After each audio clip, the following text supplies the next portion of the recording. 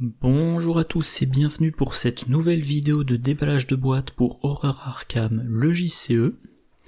Deuxième vidéo sur la classe mystique et on va donc voir la troisième carte avec le mot-clé personnalisable et mot de pouvoir et calice sacré.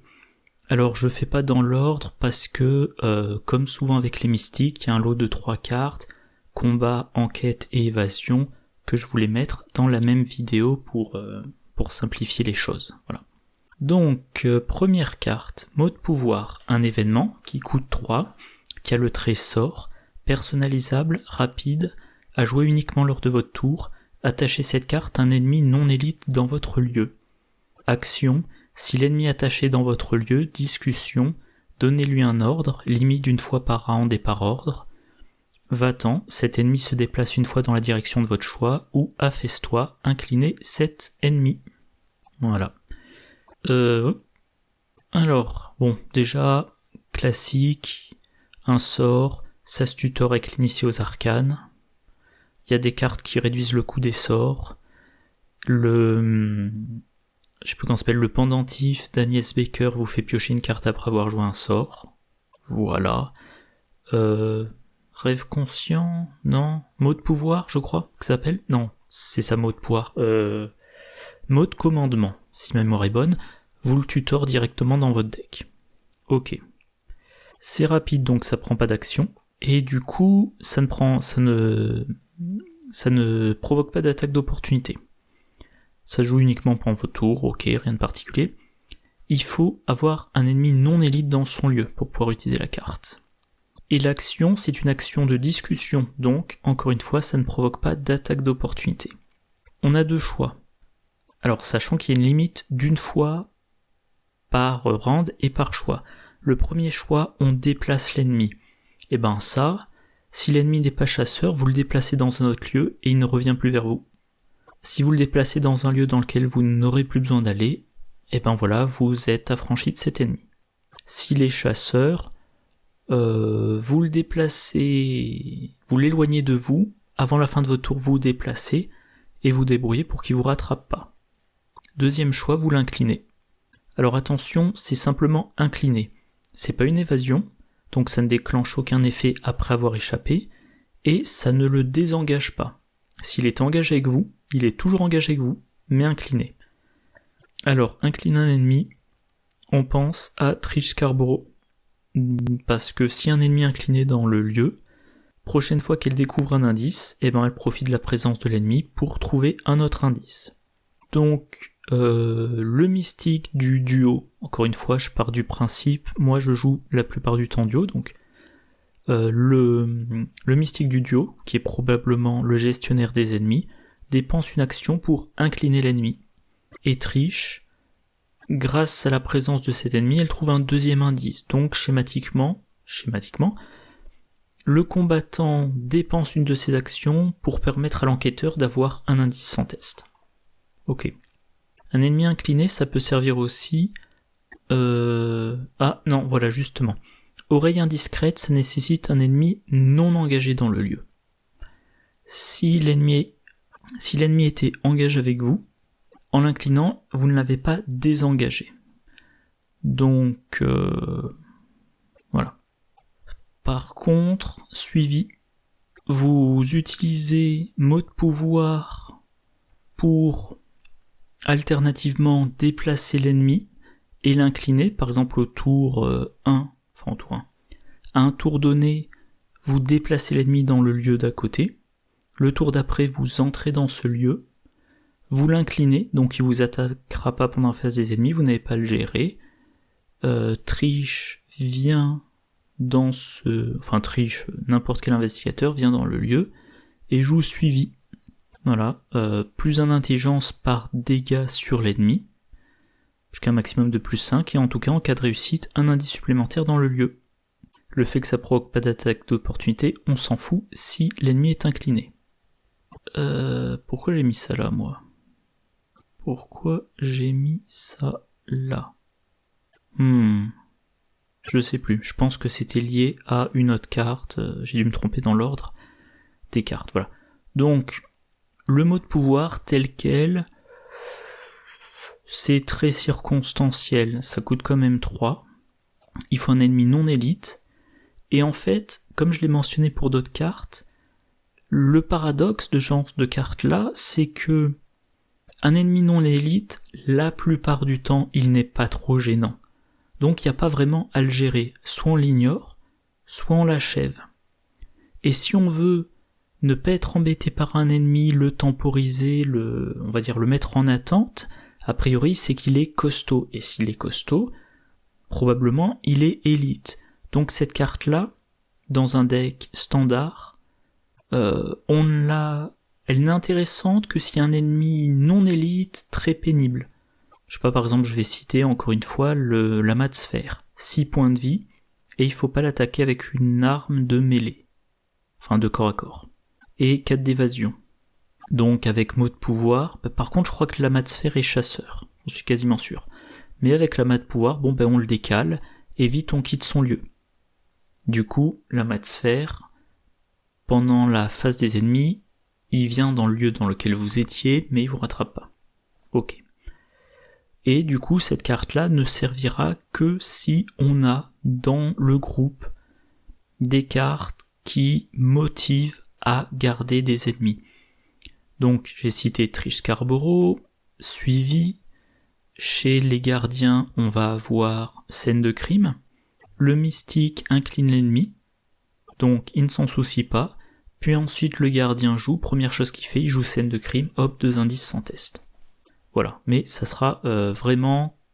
ça sera pas mis dans n'importe quel deck, ça sera mis uniquement dans un deck si le groupe veut maintenir les ennemis en jeu pour en tirer un avantage.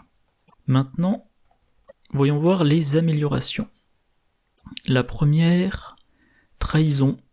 Alors, en fait, les 4 premières, à chaque fois ça coûte une croix, donc un XP, et ça rajoute un ordre possible à la liste qui, de base, en contient 2. Rappel, on a une limite d'un ordre différent par round. Non, pardon, je reformule. On a le droit d'utiliser chaque ordre qu'une seule fois par round. Ok. Donc le premier, trahison. Ajoutez l'ordre révolte-toi, infligez un dégât à un ennemi situé dans le lieu de l'ennemi attaché, dont la valeur de combat est inférieure ou égale à celle de l'ennemi attaché. J'ai mis ça, et logiquement c'est pour un combattant et à haut niveau de difficulté. Pourquoi un combattant? Parce que c'est du dégât. Pourquoi au niveau de difficulté? Parce que c'est sans test. Le truc, c'est qu'on ne peut cibler qu'un ennemi qui a une valeur de combat inférieure à celle de l'ennemi qui a mot de pouvoir. Donc si on regarde tous les ennemis, qu'on voit quelle est leur valeur de combat, moi je l'ai mentionné assez fréquemment, je considère que l'ennemi lambda il est 3-3-3. Donc 3 de valeur de combat, 3 points de vie et 3 points d'évasion. Donc si je veux avoir de bonnes chances d'utiliser trahison, il faut que j'ai attaché mot de pouvoir à un ennemi qui a 4 de force de combat. Donc par exemple dans la boîte de base ça serait le magicien de l'ordre, qui effectivement a 4. Mais si on regarde, alors sur ArchamDB on peut pas chercher, en tout cas j'ai pas trouvé comment, chercher les ennemis par rapport à leur valeur de combat. Mais si on regarde, alors le prêtre ghoul il est élite, donc on peut pas lui mettre mot de pouvoir dessus. Le dévoreur de chair, ok, il a 4. Ghoul de glace, 3. C'est pas suffisant. Voilà, la nuée de rat. Bon, enfin, je vais pas tous les faire, mais voilà, donc ça va être dur de trouver une cible de choix. Parce que si vous attachez mot de pouvoir à un ennemi qui n'a que 2 de valeur de combat, eh ben vous pourrez utiliser trahison que sur des ennemis avec 1 de valeur de combat. Et encore une fois, s'ils ont 1 de valeur de combat, vous les attaquez directement. Donc c'est bof. Mais ça peut présenter parfois son intérêt. Je reviens toujours, l'agglomérat de sphère, c'est toujours intéressant de ne pas l'attaquer avec une arme de corps à corps. Deuxième Ordre qu'on peut rajouter, charité. Aide-le, un investigateur dans le lieu de cet ennemi se soigne d'un nombre de dégâts ou d'horreur égal respectivement à la valeur de dégâts ou d'horreur de cet ennemi. Donc ça, comme c'est du soin, alors comme c'est du soin, c'est pour un deck de soutien, idéalement pour Vincent ou Caroline. Caroline donc, dont la spécialité est le soin d'horreur.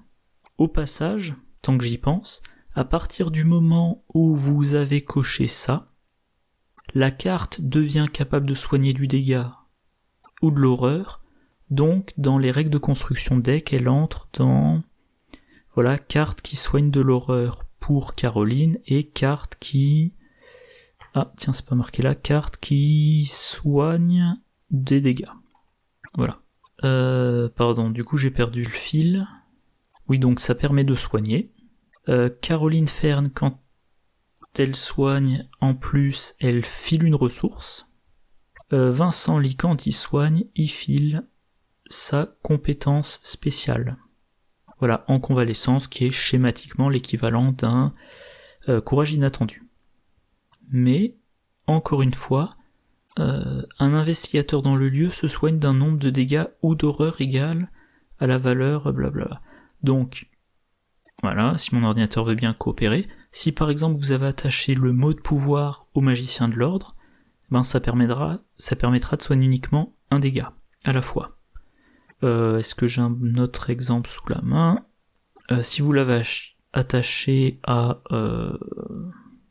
je crois que j'avais remarqué, le malfrat, c'est une bonne cible. Non, pas le malfrat, la crapule d'Aubagnone. Elle inflige 2 dégâts, donc là ça peut faire soigner de 2 dégâts d'un coup, c'est bien. Alors je vérifie, je me plante pas, c'est bien valeur de dégâts.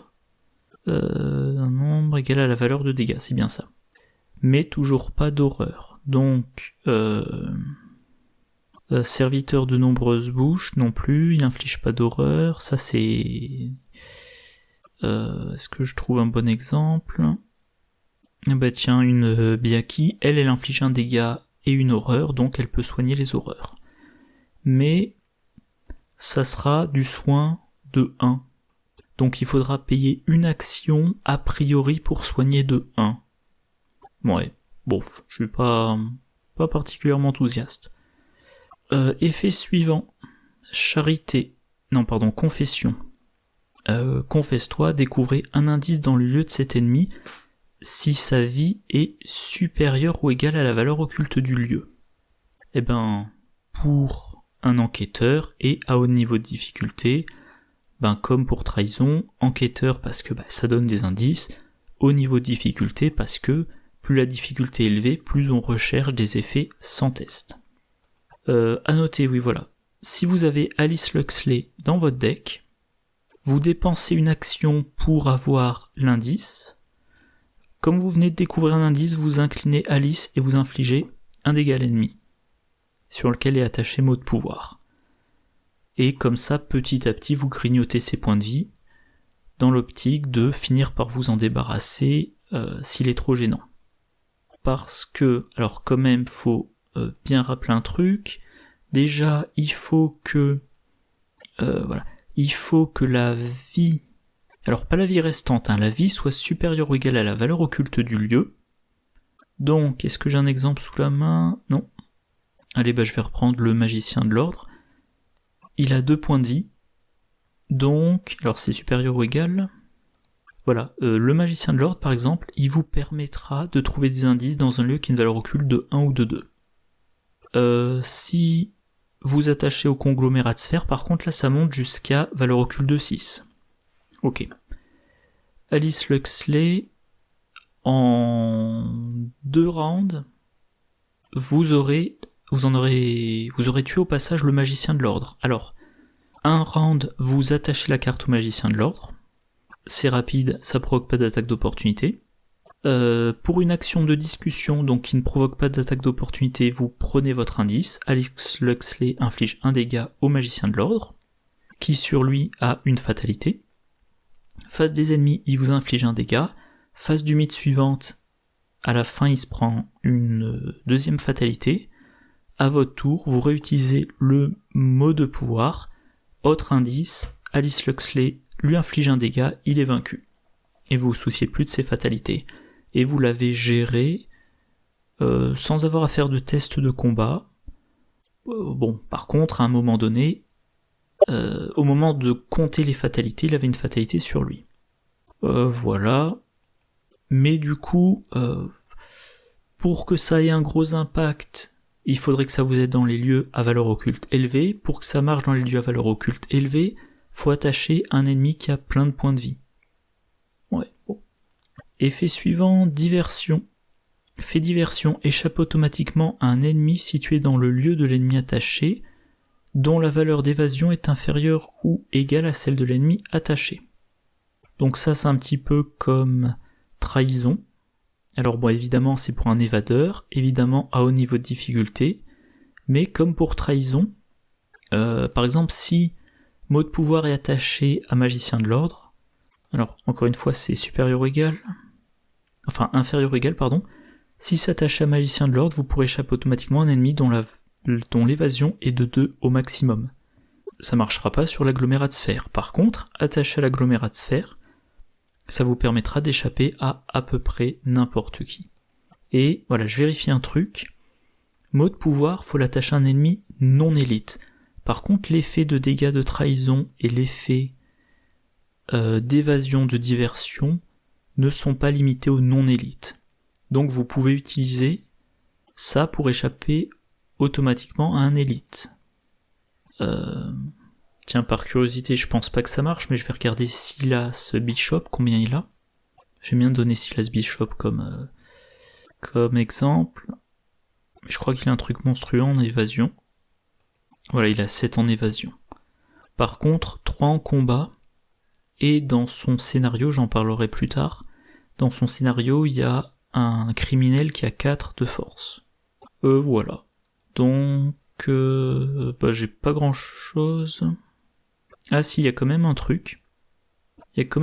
Si dans votre deck vous avez combat déloyal, voilà, combat déloyal, limite de 1 par investigateur, tant que vous attaquez, discutez ou tentez d'échapper à un ennemi incliné, vous gagnez plus 2 à votre valeur de compétence. Réaction, après que vous avez échappé à un ennemi, incliné combat déloyal, effectuez une action combattre contre cet ennemi, ignorez le mot clé distant pour cette attaque. Donc, vous utilisez diversion pour une action de discussion qui provoque pas d'attaque d'opportunité, vous échappez automatiquement à un ennemi, qui donc est incliné, grâce à votre évasion, vous inclinez le combat déloyal, vous pouvez faire immédiatement une action combattre, pas forcément basique, ça peut être avec un flétrissement, ça peut être avec le marteau cyclopéen, peu importe, et vous faites cette attaque contre l'ennemi que vous venez d'incliner, et comme il est incliné, vous avez plus 2. Donc prenons par exemple Dexter Drake, je crois qu'il a 5 de volonté, je suis pas sûr à 100%, mais mettons qu'il a 5, soit de base, soit avec un bonus. Il a le flétrissement de niveau 5, qui lui file un bonus de plus 3, il a ça qui lui file un bonus de plus 2, donc mot de pouvoir, évasion automatique, ça lui permet de faire une attaque en réaction, et il fait une attaque avec une valeur de compétence de 10, en cas de réussite, il inflige 3 dégâts d'un coup. Voilà. Mais, encore une fois, ça marche... pour que ça marche sur un ennemi costaud, il faut avoir attaché mot de pouvoir à un ennemi qui a plus d'évasion.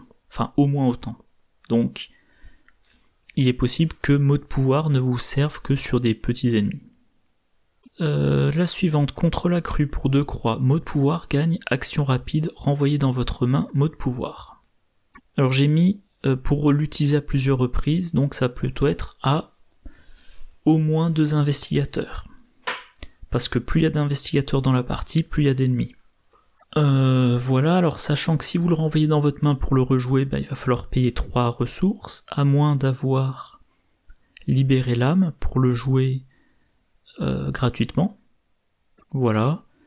Et du coup, si vous ne prenez que contrôle accru, vous n'avez que ces 2 choix. Alors il y a un truc... je je suis pas sûr à 100%. Faudrait vérifier, c'est le genre de truc, j'ai un doute. J'essaierai de poser la question sur BGG. Et si j'oublie pas, j'en parlerai dans une vidéo future. Mais en fait, la question qui se pose, c'est est-ce qu'on peut utiliser cette capacité depuis un autre lieu? Parce que si vous attachez ça à un ennemi, que vous déplacez l'ennemi dans un autre lieu, s'il n'est pas chasseur, vous n'avez plus à vous en soucier. Et si vous pouvez depuis votre lieu utiliser l'action de contrôle accru, mais ça m'étonnerait parce que normalement on ne peut pas interagir avec les cartes dans d'autres lieux, même si vous contrôlez toujours mot de pouvoir. Bon. Donc a priori ça serait utilisé dans son lieu. Donc vous avez attaché mot de pouvoir à un ennemi pour le déplacer quand ça vous arrangeait, pour l'incliner quand ça vous arrangeait.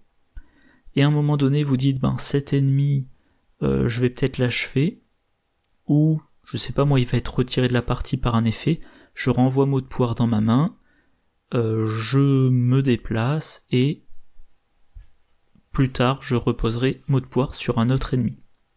Voilà, pas grand chose de plus à en dire. Lié pour 3 croix. Vous avez le droit d'activer la capacité de discussion du mot de pouvoir depuis votre lieu ou depuis un lieu éloigné de une connexion de l'ennemi attaché. J'ai dit ça servira pour les combinaisons d'amélioration plutôt. Enfin, il faudra voir dans les combinaisons d'amélioration quand est-ce que ça servira. Parce que en l'état, ça veut dire que depuis le lieu connexe, vous pouvez déplacer l'ennemi ou l'incliner. Alors, le déplacer depuis un lieu connexe, ça sera extrêmement situationnel. À la limite, l'incliner, ça vous permettra, si à un moment donné il est dans le lieu A, que vous êtes dans le lieu B, vous pouvez pour une action l'incliner dans le lieu A, entrer dans le lieu A, comme il est incliné, il vous engage pas, et ensuite éventuellement vous passez vers le lieu C. Et comme ça, quand l'ennemi il se redresse, il n'y a pas d'investigateur dans son lieu et il n'engage personne. Mais encore une fois, ça sera très situationnel pour des styles de deck qui jouent avec les ennemis. Virlang pour 3 croix. Quand vous discutez via le mot de pouvoir, vous avez le droit de donner jusqu'à 2 ordres différents. Alors ça, pareil, il faudra voir quels ordres on a rajouté à la carte, parce que en l'état, il y a ces 2 ordres-là. Donc, ça revient à dire que je retrouve la ligne. Voilà. Avec Virlang, c'est comme si vous aviez cette carte-là au niveau 3 et que la carte disait, pour une action, inclinez l'ennemi et déplacez-le dans la direction de votre choix, faites les 2 effets dans l'ordre de votre choix. Donc, si vous l'inclinez et que vous le déplacez, ensuite vous pouvez entrer dans son lieu sans vous faire réengager. Si vous le déplacez, ça le désengage automatiquement. Et ensuite vous l'inclinez, pareil, donc en une action, le déplacer, l'incliner, ça vous désengage et ça le met ailleurs. Pourquoi ? Encore une fois, si vous jouez avec Trish Scarborough, voilà, il y a un ennemi dans un lieu, donc si Trish Scarborough a la possibilité d'enquêter à distance, par exemple avec chercher des réponses de niveau 2, elle trouvera un indice automatique dans ce lieu. Mais, encore une fois, ça sera vraiment spécifiquement pour un duo mystique plus Trish. Ok. Pas le genre de carte qu'on met en un exemplaire dans son deck en se disant ça pourra servir de temps en temps. Et enfin, 3 paroles pour 3 croix. Vous avez le droit d'inclure 3 exemplaires de mots de pouvoir dans votre deck. Quand vous donnez un ordre en utilisant un de ces exemplaires, donnez également cet ordre à chaque autre ennemi auquel vous avez attaché un exemplaire du mot de pouvoir. Voilà le More of the Same. Donc, au lieu d'en avoir 2 exemplaires dans votre deck, vous en avez 3 exemplaires. Plus d'occasions de l'utiliser. Et ça va servir pour, si vous voulez, beaucoup d'utilisation. Donc plutôt à minimum 3 investigateurs. Et il faudra voir ce qu'il y a d'autre comme amélioration, parce que, encore une fois, en l'état, ça pourrait être pour une action, déplacer 3 ennemis non élite de votre lieu vers un lieu connexe, ou pour une action, incliner 3 ennemis de votre lieu. Ok, c'est extrêmement circonstanciel. Voilà. Donc on va maintenant passer aux combinaison d'amélioration. Première chose, trahison et ou confession et ou diversion. Donc c'est-à-dire le mot de pouvoir qui fait du dégât automatique, le mot de pouvoir qui fait des indices automatiques et le mot de pouvoir qui fait des évasions automatiques. Et ben ça sera pour de la polyvalence. Dégâts et indices, ou dégâts et évasion, ou indices et évasion, ou dégâts et indices et évasion. Sachant que à chaque fois il y a... Pour dégâts et évasion, il faut qu'il y ait l'ennemi avec l'attachement et l'ennemi qu'on cible. Donc ça nécessite 2 ennemis, ça va pas être extrêmement fréquent en solo, donc ça serait plutôt de la polyvalence pour du trio, ou du duo si vous jouez des decks polyvalents en duo. Par contre pour les indices, il vous suffit d'un ennemi. Par contre pour les indices, et donc ça pourrait marcher en solo, par contre pour les indices, si vous le faites en solo, vous allez avoir peu d'ennemis, vous allez l'attacher au premier ennemi. Si cet ennemi a... que je vérifie. Si cet ennemi n'a qu'un point de vie, ça vous servira à rien. 2 points de vie, ça servira quasiment à rien. Il faudra plutôt un ennemi à 3 points de vie ou plus. Donc ça limite le nombre d'ennemis. Mettons que dans un scénario, les ennemis représentent une carte rencontre sur 3, les ennemis intéressants représentent un ennemi sur 2, ça veut dire que une carte sur 6 sera une cible intéressante. Donc si vous n'avez pas de chance, ça va être au 7e round que vous pourrez utiliser la carte. Sachant que cet ennemi, je me souviens plus si j'ai dit tout à l'heure, vous faites une action de discussion pour avoir votre indice, ok, mais il y a toujours l'ennemi. Dès que vous faites une action qui peut déclencher une attaque d'opportunité, vous prenez une attaque d'opportunité. Ou alors, il va falloir ensuite faire une deuxième action pour l'incliner. Comme il est incliné, il vous attaque pas. Et là, vous faites votre troisième action pour vous déplacer. Ça, c'est possible en solo. Dans la plupart des lieux, il va y avoir qu'un indice. S'il n'y a qu'un indice dans votre lieu, une action pour avoir l'indice automatiquement, une action pour incliner l'ennemi et éviter son attaque, et une action pour sortir de votre lieu. Et comme l'ennemi est toujours engagé avec vous, il vous suit et il sera réutilisable dans le lieu suivant. Mais s'il y a 2 indices dans votre lieu, ça sera première action, indice sans test, deuxième action, on l'incline, troisième action, on essaie d'avoir le deuxième indice, tour suivant, une action pour l'incliner, une action pour se déplacer, une action pour prendre l'indice, si c'est possible compte tenu de la valeur occulte du lieu et de la valeur de vie de l'ennemi. Donc plutôt un truc pour 3 joueurs. Contrôle accru. Alors contrôle accru, c'est que je vérifie. En action rapide, on peut le renvoyer dans sa main. Donc contrôle accru plus un des 3 ou une combinaison parmi les 3 effets dont je parlais précédemment. Ça coûtera 3 XP. Pour replacer sur un ennemi avec une meilleure stat. J'avais oublié de regarder mes onglets. Pourquoi je dis ça ? Donc, je mentionnais trahison. Il faut que l'ennemi qu'on cible ait une valeur de combat inférieure à l'ennemi auquel la carte est attachée. Pour diversion, il faut que l'ennemi cible ait une valeur d'agilité inférieure à la valeur d'agilité de l'ennemi auquel c'est attaché. Et confession, il faut que ça soit la valeur occulte qui soit inférieure à la valeur de point de vie. Donc imaginons que vous aviez attaché mot de pouvoir à nuée de rat, vous pouviez infliger des dégâts à un ennemi avec 1 de valeur de combat, donc je crois qu'il y a quasiment que nuée de rat. Vous pouviez échapper un ennemi avec 3 d'agilité ou moins, ça va, et vous ne pouviez trouver des indices que dans un lieu avec une valeur occulte de 1, ce qui est très mauvais. Vous avez attaché mot de pouvoir à un rat, et puis vous piochez un acolyte. C'est meilleur pour le combat. Par contre, c'est moins bon pour l'agilité, c'est pas mieux pour les indices, mais vous pouvez dire, en action rapide, je remonte mot de pouvoir dans ma main, en action rapide, je le rattache à l'acolyte, alors il faut payer 3 ressources, et ensuite, potentiellement, j'utilise trahison pour infliger un dégât à la nuée de rat. Bon, et maintenant faut que je m'occupe de l'acolyte. Ok. Voilà. Autre exemple. Alors, vous jouez du sang sur l'autel. Vous êtes dans la chambre cachée. Elle a une valeur occulte de 3, il y a tout plein d'indices. Et il faut obtenir ces indices. Comme je le mentionnais tout à l'heure, dans ce scénario, comme ennemi, il y a la crapule d'Aubagnone qui est 4 de 2. Je me suis planté. Un mauvais exemple. Mauvais exemple, je croyais qu'il avait 3. Est-ce qu'il y a une crapule qui a 3 points de vie?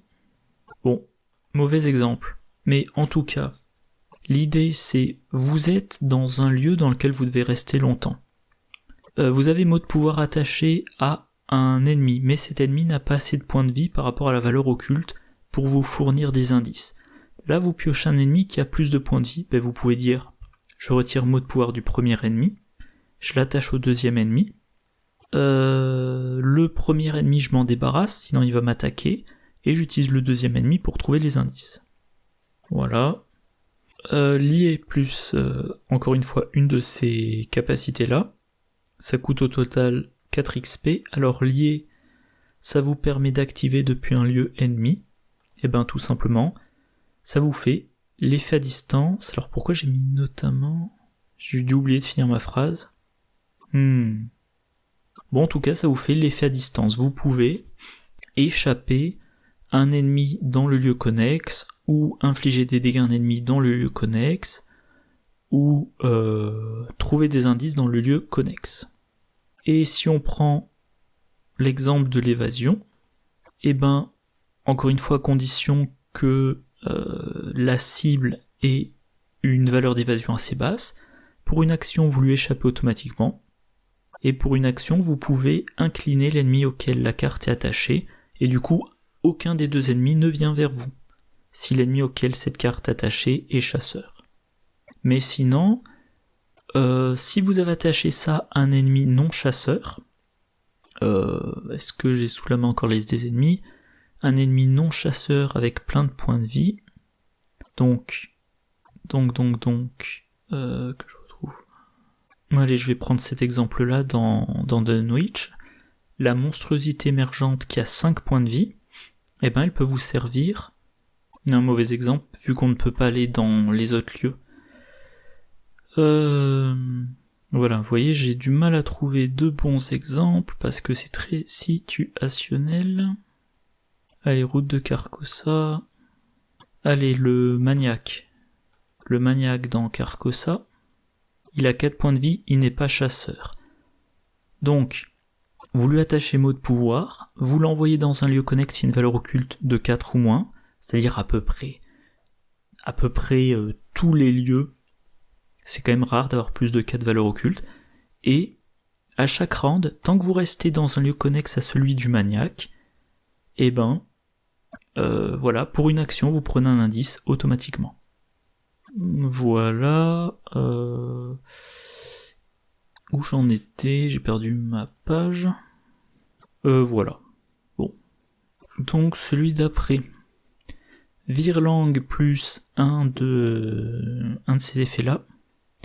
Alors Virlang, ça vous permet de donner 2 ordres différents en une action. Donc ça coûte de 4 à 6 XP, 3 plus 1, plus potentiellement encore 1, plus potentiellement encore 1. C'est du gain d'action parce que vous allez pouvoir... Alors j'ai mis déplacement plus effet, voilà. Vous allez pouvoir déplacer l'ennemi et lui faire l'effet. Donc ça va donner déplace-toi pour aller infliger un dégât, ou déplace-toi pour aller prendre un indice, ou déplace-toi pour aller faire une évasion automatique. Par contre, point important, si vous déplacez l'ennemi dans un lieu connexe, si vous déplacez l'ennemi auquel la carte est attachée dans un lieu connexe, comme il n'est plus dans votre lieu, vous ne pouvez plus utiliser mot de pouvoir tant que vous n'avez pas rejoint l'ennemi. Que je dise pas de bêtises, mais vous pouvez pour une première action dire allez, tu vas du lieu A au lieu B et ensuite tu prends automatiquement un indice, par exemple. Puis vous allez dans le lieu B, comme vous êtes dans le même lieu que l'ennemi, vous lui donnez un nouvel ordre. Par contre, comme vous avez déjà utilisé Va-t'en, vous ne pouvez plus l'utiliser. Donc vous ne pouvez plus le faire se déplacer. Par contre, vous pouvez faire les autres ordres. Donc, mettons que vous êtes engagé avec l'ennemi. Pour une action, vous lui donnez les ordres Va-t'en et confesse-toi. Vous le déplacez vers un lieu connexe, vous lui faites découvrir un indice. Deuxième action, vous entrez dans le lieu. Troisième action, vous lui donnez les ordres affaisse-toi. Il s'incline, donc il vous attaquera pas pendant phase ennemie. Et deuxième ordre, révolte-toi, il inflige un dégât à un autre ennemi. Mettons que vous jouez ça dans le scénario Le nom secret, vous avez mot de pouvoir attaché à une nuée de rats. D'ailleurs c'est un bon exemple parce que dans le scénario Le nom secret, les ennemis au fur et à mesure de la partie ont de plus en plus de points de vie. Je pensais pas à ça. Donc la nuée de rats au début de la partie elle a 2 points de vie. Plus tard elle a 3 points de vie. Puis elle a 4 points de vie. Je crois pas qu'elle monte jusqu'à 5, mais à ce stade-là, votre nuée de rats qui a 4 points de vie, elle entre dans un lieu à valeur occulte 4, elle vous fournit un indice. Vous entrez dans ce même lieu, et vous dites à la nuée de rats, t'as 1 de combat, donc tu vas infliger un dégât à l'autre nuée de rats dans le lieu. Ou, un ennemi, ou, tiens, tu vas me faire échapper automatiquement à l'autre nuée de rats, et ensuite tu vas t'incliner. Donc vous êtes dans un lieu, il y a 2 nuées de rats, une à laquelle vous avez échappé, donc elle est inclinée et non engagée avec vous, l'autre est engagée avec vous mais inclinée. Face des ennemis, vous ne craignez rien. Et tour suivant, vous pouvez faire la même chose, et donc petit à petit, prendre les indices, tout en grignotant les points de vie du rat sans vous faire attaquer. Alors, combinaison suivante. Ah oui, et du coup je reviens. Bon, je vais le dire après. 3 paroles plus virelangue pour 6 XP. Donc, que je m'embrouille pas. 3 paroles, c'est... Vous en avez 3. Et virelangue, vous pouvez donner 2 ordres. Et ça revient à ce que je vous avais dit avant, mais x3. Donc, imaginons, vous avez pioché les 3 nuées de rats. Et sur chaque nuée de rats, toujours dans le scénario Le nom secret, sur chaque nuée de rats, il y a un exemplaire de mot de pouvoir. Eh bien, quand je m'embrouille pas, grâce à Virelangue, vous allez donner 2 ordres d'un coup. Premier ordre, ça va être déplacez-vous. Donc pour une action, vous donnez l'ordre déplacez-vous. Grâce à 3 paroles, l'ordre exécuté par les 3 exemplaires de nuée de rats. Et grâce à Virelangue, vous donnez un deuxième ordre. Le deuxième ordre, ça peut être par exemple confession. Donc vos 3 nuées de rats, elles vont dans un lieu, à valeur occulte 3, un moment où elles ont 3 points de vie, et elles trouvent 3 indices. Donc, pour une seule action, vous avez déplacé les 3 nuées de rats, vous n'avez plus à les craindre, et vous avez gagné 3 indices d'un coup. Ou alors la valeur de combat, non, dans le scénario Le nom secret, il n'y a que ça. Parce que Bron Jenkins, alors je vais quand même vérifier, Bron Jenkins, sa valeur de combat imprimée,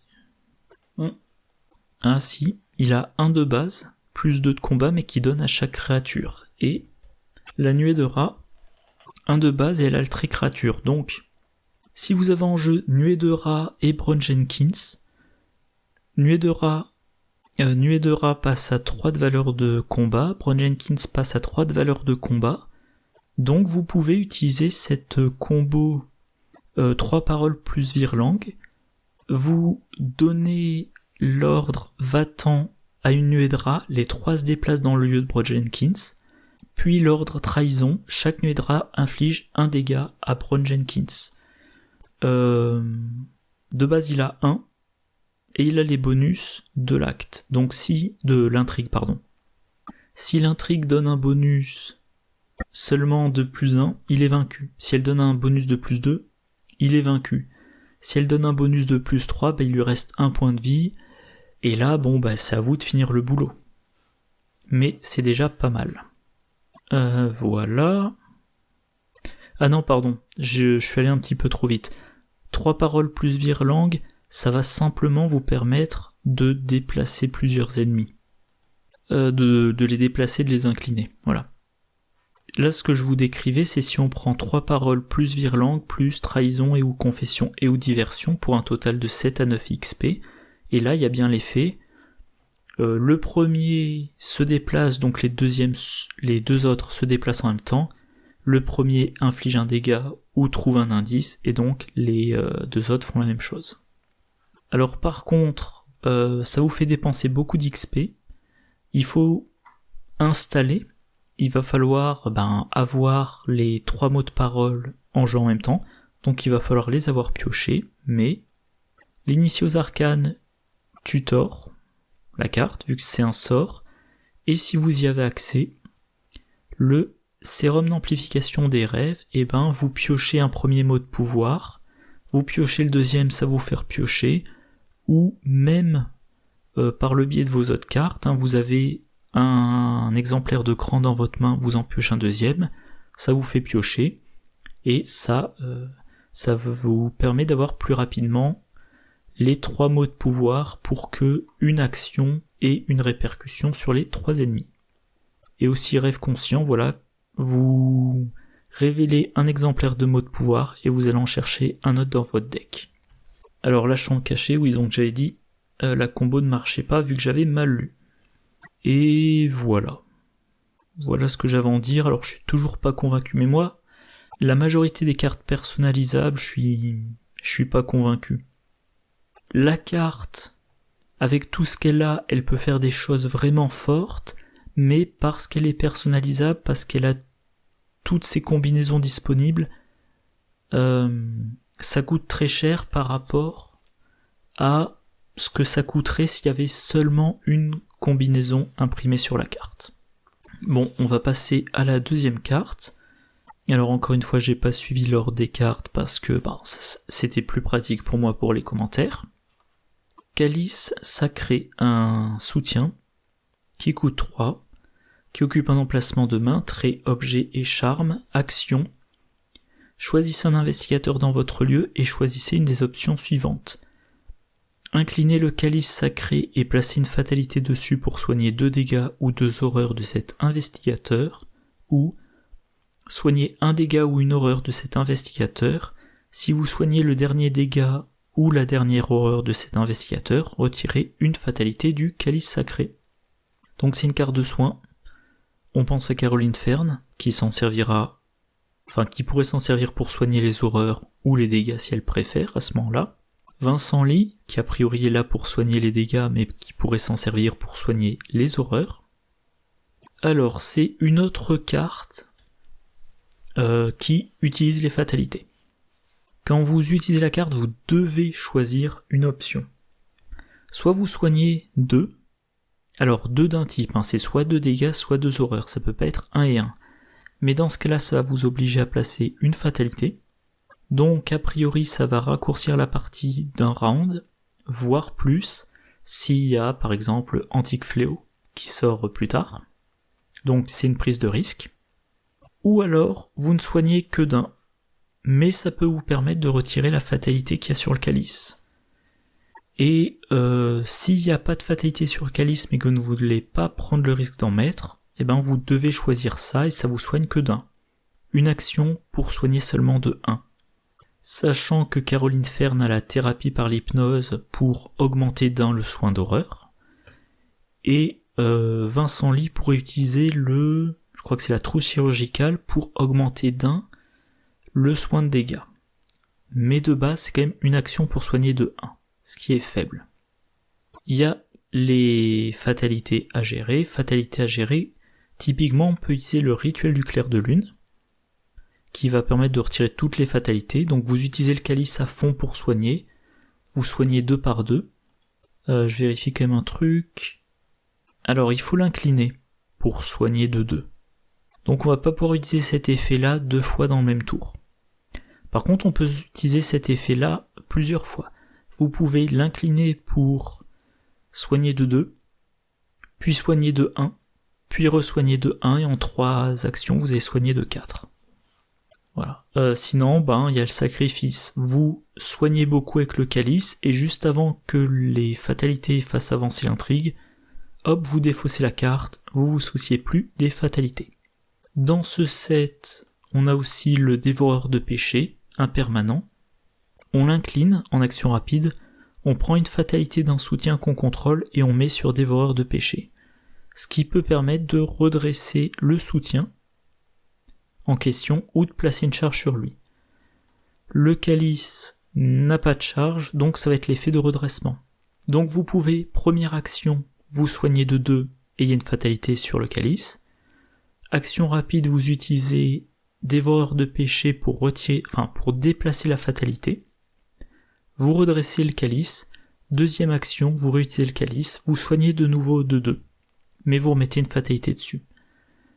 Et cette fatalité-là, il faudra attendre le tour prochain pour la redéplacer sur le dévoreur de péché, vu qu'il faut l'incliner. Mais pareil, au dernier moment, avant que l'intrigue avance, pour une action, vous retirez toutes les fatalités du dévoreur de péché. Le truc, c'est que moi, je reste convaincu qu'une des meilleures cartes de soins, c'est la mélodie apaisante. Mélodie apaisante, voilà, ça coûte pas de ressources, une action, vous soignez, 2 dégâts ou 2 horreurs ou une combinaison des deux. Sur un investigateur ou sur un soutien allié. Là, j'avais pas précisé, c'est qu'un investigateur. Autre chose, si vous avez le miroir sacré de niveau 3, soit vous soignez de 3, soit après avoir soigné de 2, vous remélangez la carte dans votre deck pour avoir à intervalles très réguliers du soin de 2. Et à la fin de la résolution de mélodie apaisante, on pioche une carte, donc la carte ne prend pas de place dans le deck. Après l'avoir jouée, elle est remplacée par une autre carte. Le seul inconvénient, c'est que mélodie apaisante, il faut inclure le miroir sacré. Donc déjà, il faut y avoir accès, et il faut accepter de se priver de l'emplacement d'accessoires. Mais, encore une fois, si vous avez accès à miroir sacré de niveau 3, les 3 copies de mélodie apaisante, ça vous fait potentiellement 9 soins par rotation de deck, ou potentiellement beaucoup plus si vous les remélangez. Et pour le soin de dégâts, dans cette boîte, on a aussi le diagnostic étrange. Ça coûte 0. Ça soigne 3 dégâts d'un investigateur ou d'un soutien allié. Par contre, faut placer un indice sur son lieu. Bref, tout ça pour dire, le calice sacré, vous vous privez de l'emplacement de main. L'action, si vous voulez qu'elle soit efficace, il faut qu'elle soit dangereuse, dans le sens où elle met une fatalité. Et si vous voulez compenser le danger que vous avez créé en mettant plein de fatalités, il faut dépenser une action pour retirer une fatalité. C'est pas toutes, c'est une. Donc la meilleure utilisation du calice sacré, c'est 2 actions pour soigner 3. C'est pas formidable. Alors éventuellement, un petit peu mieux, parce que vous allez dépenser 2 actions pour soigner de 3, et à un moment donné vous dites, de toute façon l'intrigue avance à la prochaine phase de mythe, donc je peux effectuer cette action-là, et je n'y perds pas de round. Donc ça va être 2 actions pour 3, et une fois par intrigue, une action pour 2 en plus. Bon, ça reste très cher, moi c'est pas une carte qui m'intéresse. Bon voilà, c'est tout pour cette vidéo. Comme d'habitude, j'espère qu'elle vous a plu. La prochaine fois, on verra donc les 3 charmes qui font du combat, de l'enquête et de l'évasion. D'ici là, je vous souhaite une bonne journée, une bonne soirée, de bonnes parties, et je vous dis à la prochaine. Au revoir.